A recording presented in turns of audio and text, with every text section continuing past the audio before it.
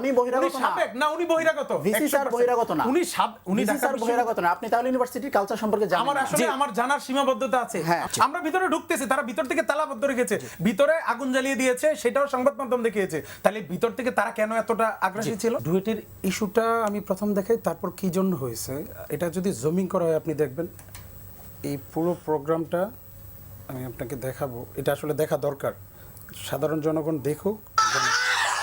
আপনি একটু যদি দেখেন, সবাই কিন্তু আনন্দ মিছিল করে ভিসিকে রিসিভ করে স্লোগান দিয়ে দিয়ে ঢুকছে। আচ্ছা, শুভেচ্ছার স্বাগতম জানিয়ে এইখানে ছাত্রদল আছে, আমরা তো অস্বীকার করি নাই। ওই বিশ্ববিদ্যালয়ের ছাত্রদলের যারা আছে তারা ওই বিশ্ববিদ্যালয়ের ভিসি নিয়োগ হয়েছে, উনি জয়েন করবে, তাকে রিসিভ করতে গেলে কি এই মিছিল করে যেতে পারে না? এখানে কি কোনো অন্য এমন কোনো স্লোগান? এটা যমুনা টেলিভিশন লাইভ থেকে আমি দেখেছি। আপনি চাইলে পুরো, যেহেতু অনেক লম্বা আমি দেখাবো না, আমার সহ আলোচকের সুবিধার্থে বলছি। এইখানে আন্দোলন চলছে গত 4 দিন ধরে। উনি উনার বক্তব্যে স্বীকার করেছেন এই ধরনের ঘটনা কোথাও ঘটেনি, কিন্তু এই জায়গায় কেন ঘটলো? এটার ভিতরে কিন্তু একটা টুইস্ট আছে, সর্ষের ভিতরে ভূত আছে।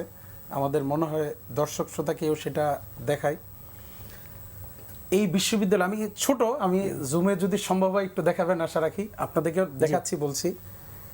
এই ডুয়েটের নতুন একটা প্রকল্প হাতে নেওয়া হয়েছে, যেটার সংখ্যায় যদি আর্থিক মূল্য বলি 1400 কোটি টাকা। আচ্ছা, নতুন ভবন হবে এবং সেটার ঊর্ধ্বতলা, দশম তলার উপরে ঊর্ধ্বমুখী মানে 1400 কোটি টাকার 1400 কোটি টাকার একটা প্রজেক্ট আছে। মজার বিষয় হচ্ছে ডুয়েটটা জামাত অধ্যুষিত, উনি স্বীকার করুক বা না করুক, সেখানে শিক্ষক মন্ডলী থেকে একটা বড় অংশই। তো সেটা থাকতে পারে তাদের পছন্দের, ভালোবাসার লোক যদি থাকে, যেটা ঢাবিতে দেখেছি সেরকম যদি হয় সেটা হোক। কিন্তু মজার বিষয় হচ্ছে ঝামেলাটা অন্য জায়গায়। তার আন্দোলনটা করলেন কোন প্রক্রিয়ায়? সেই আবারও একইভাবে, আপনার প্রশ্নটা শুনে আমার ভালো লাগছে যে আমার সমালোচক সেটাকে ডিনাই করেনি যে শিবিরের সাথে ছাত্রদলের সংঘর্ষ, যদিও দুই পক্ষের দায় কতটুকু আছে না আছে সেটা আমি পরে বলবো। না, শিবিরের সাথে আমি এটা বলি নাই। আপনি শিবিরের সাথে অস্বীকার করেন, তাহলে ঠিক আছে, আমি তাহলে আমার জন্য কথা বলতে আরো সহজ হবে যদি সেখানে শিবির আপনাদের কেউ ছিল না, আপনারা শিবির বলে লোকজনকে মারছেন। আমি একটা প্রশ্ন করছি, উত্তরটা দর্শক জানুক। এটা কি শিবিরের আন্দোলন ছিল নাকি শিবিরের আন্দোলন না? কাদের আন্দোলন? এটা শিবিরের আন্দোলন, এটা শিক্ষার্থীদের আন্দোলন করছে। শিক্ষার্থীদের, আচ্ছা ঠিক আছে, আপনার কোটটাকে আমি কোট করে এখন কথা বলি।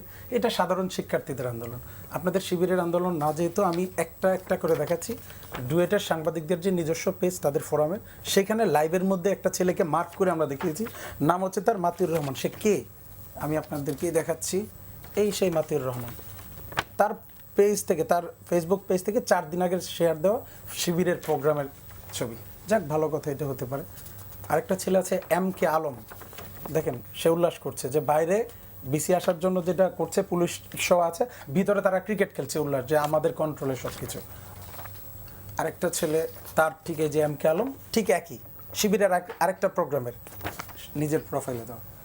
এই যে এখানে দেখেন আব্দুর রাজ্জাক করে একটা ছেলে, ডেইলি ইত্তেফাকের সংবাদের শেয়ার নিজের প্রোফাইলে শেয়ার করে, সে কি লিখছে আমি আর বলবো না, সে ডিটেলসে না যায়, সেকে আমরা তার প্রমাণ সহ তথ্য দেওয়া। জামাতের নির্বাচনের সময় তার আসনে জামাতের প্রার্থীর পক্ষে তার ভোটে বসে কাজ করছে। শিবিরের এই একটা সুবিধা যে আমরা তো গুপ্ত বলতে চাই না, আমরা বারবার চাই, আমার সহ আলোচকের সাথে একাধিক শো করেছি, বারবার আমরা বলতে চেয়েছি, আমরাও চাই আমরা প্রকাশ্যে, আপনি আমাকে বলবেন ছাত্র দল হিসাবে, আমি যাতে ওই ব্যক্তিদেরকে ছাত্র শিবির হিসেবে বলতে পারি, কিন্তু আপনারা তো সেই সুযোগটা রাখতেছেন না। আমি এর জন্য এই তথ্যগুলো দেখানোর আগে আপনার অনুমতি নিয়েছিলাম, যেহেতু আপনি বলেছেন, এই জন্য বলা। দেখেন, ঢাকা বিশ্ববিদ্যালয়ে ভিসি নিয়োগ দেওয়া হয়েছে নেয়াজ সাহেবকে, 36 পৃষ্ঠার বেশি বলা হয় ওনাকে। যেভাবে উনি নিয়োগ পাওয়ার পর দেখতাম একবারে ডাকসুর নির্বাচন হওয়ার আগ পর্যন্ত যেখানে যেতেন সাদিক কায়েমকে ম্যাক্সিমাম জায়গায় পেয়েছি। আমার মনে হয় না এটা অস্বীকার করার সুযোগ আছে, এটা সংবাদ মাধ্যম সহ অনেক জায়গায় এসেছে। একবারের জন্য প্রতিবাদ হয়নি, শুধু সেইখানে না, অন্যান্য জায়গায় আমি বাদ দিলাম। এটাকে কেন ধরছি? এখন যেহেতু নির্বাচিত সরকার বিএনপির বিরুদ্ধে কথা বলতে পারে, সেই সময় তো নির্বাচিত সরকার ছিল না। আমি সেই সাধারণ ছাত্রছাত্রীদেরই দেখতে চেয়েছিলাম। 36 পৃষ্ঠার ভিসি যখন প্রাইভেট থেকে গিয়ে একটা পাবলিক বিশ্ববিদ্যালয়, তা বাংলাদেশের ছাত্র রাজনীতির আতুরঘর, পাশাপাশি পাবলিক বিশ্ববিদ্যালয়গুলোর মেইন যদি বলা হয় সেটা হচ্ছে ঢাকা বিশ্ববিদ্যালয়। সেখানে আমি শেষ করি, শিক্ষক আমাকে শেষ করতে দেন, আমাকে শেষ করতে দেন। আচ্ছা, পরে আবার বিস্তারিত উনি এখান থেকে উনি যখন নিয়োগপ্রাপ্ত ছিলেন তখন উনি কোথাকার শিক্ষক ছিলেন? উনি ঢাকা বিশ্ববিদ্যালয়ের ডেভেলপমেন্ট স্ট্র্যাটেজির টিচার ছিলেন। আপনি এই যে না, এখানে এই আলোচনা উনি এখান থেকে বের হয়ে না, না, ভুল ইনফরমেশন না, উনি বহিরাগত না। সাবেক না, উনি বহিরাগত। ভিসি স্যার বহিরাগত না।